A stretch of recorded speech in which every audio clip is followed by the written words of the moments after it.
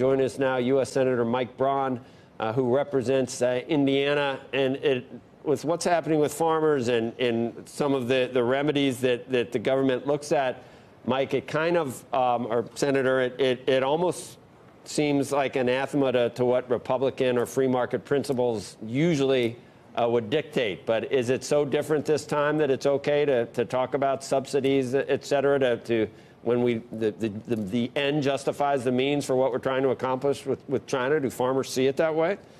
Well, you know, I've been heavily involved in farming, and as a Main Street entrepreneur, we just kind of weaned ourselves from direct payments and LDPs and all that stuff. And in any market, though, the ebb and flow of what brings you to the moment, farmers are basically dealing with this as a big hunk of salt in a wound of really poor markets. From 09 to 13, with ethanol and some crop shortages, record farm income.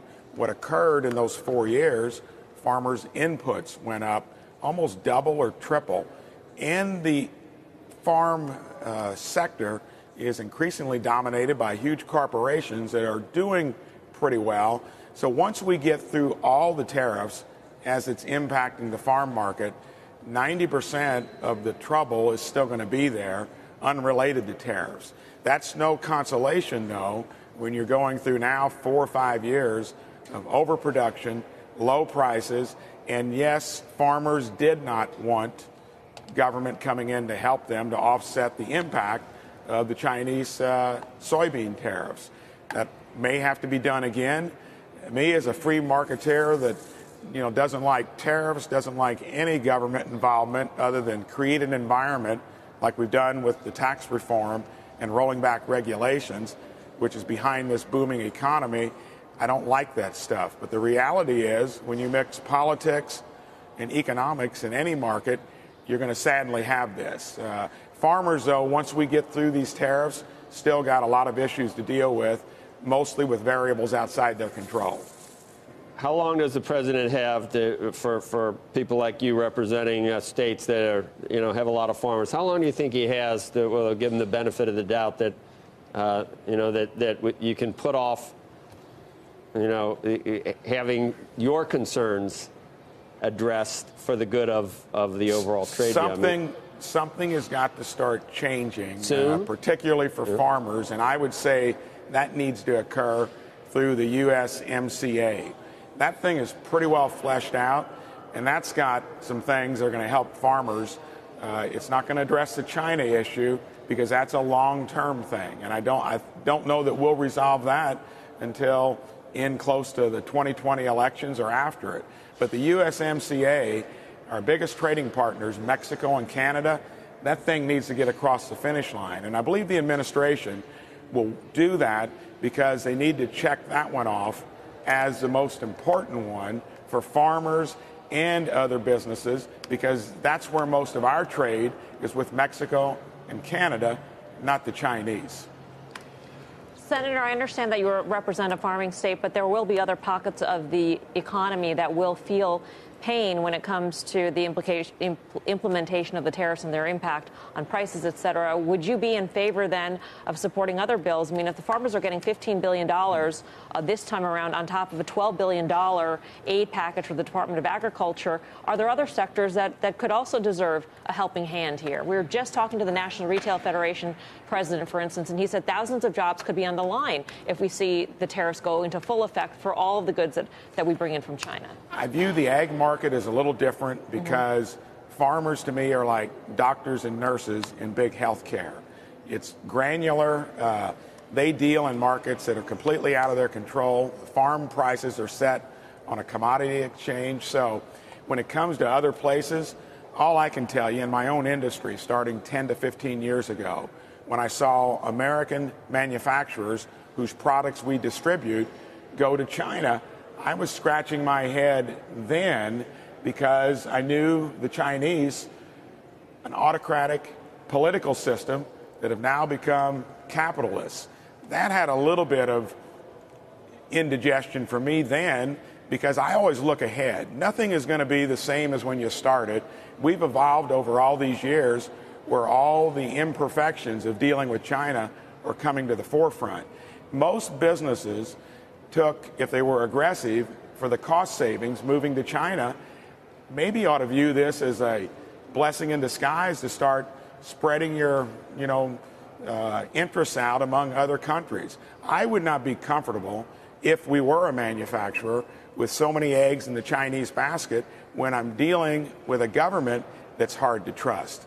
I mean, stealing intellectual property, subsidizing industries, dumping the gluts on the world market, that doesn't sound like a wholesome long-term relationship. Hey, Senator, we're hearing, pretty amazing, that you got 22 people running and then, Joe Biden comes along and immediately jumps to the top because of, I guess, electability, because that's all really the Democrats just want to get Trump out of there. But part of his appeal is also that a lot of those key swing states, like not necessarily in Indiana, but in Ohio or Michigan or Rust Belt type states, farming type states that Trump barely carried, that Biden can flip those. Do you think at this point, has anything that Trump's done with tariffs or against farmers, has that flipped it into moved it into the blue state category yet on the ones that Trump won? Only if we're very obtuse as Republicans and conservatives and let that dominate the dialogue. What's driving this economy, and believe me, I've had a business for 38 years, it's never been hotter, and it's not due to trade. Trade is important because it's going to become more and more important every year due to the new nature of a global economy. But what's driving things in this country would be tax reform and rolling back regulations. That's what generated the 3% plus in the first quarter of GDP growth. And if that continues through the rest of this year into 2020, and we are smart and tell the American public, Joe Biden was the first lieutenant for President Obama that gave us the doldrums. None of us as entrepreneurs were looking optimistically into the future with the Obama plan. Biden was 100% behind it. And if you look at some of the stuff they're rolling out now with the Green New Deal, Medicare for all, free college tuition, that ought to frighten a lot of people. So if we manage the dialogue, we'll be okay and we'll get through trade. Senator, let me ask you a question. In this sort of larger dialogue in the country right now between capitalism and socialism, what do you think about all the handouts to farmers? Why is that not in the category of socialism? I think if you want to be philosophically pure, you can dwell on that. In my case, that's part of government. When I got here, I was tired of how this place works in general, doing that kind of stuff broadly through many industries, creating these huge deficits that we've got along the way. That's part of what I'm dealing with. In the short run, you'll have to get through that. In the long run, you need to clean it up because I think it is a little bit hypocritical. You think long term you're going to be advocating for the end of subsidies to farmers in your state? I think I'd be advocating for the end of subsidies across all categories, but of course that's probably wishful thinking.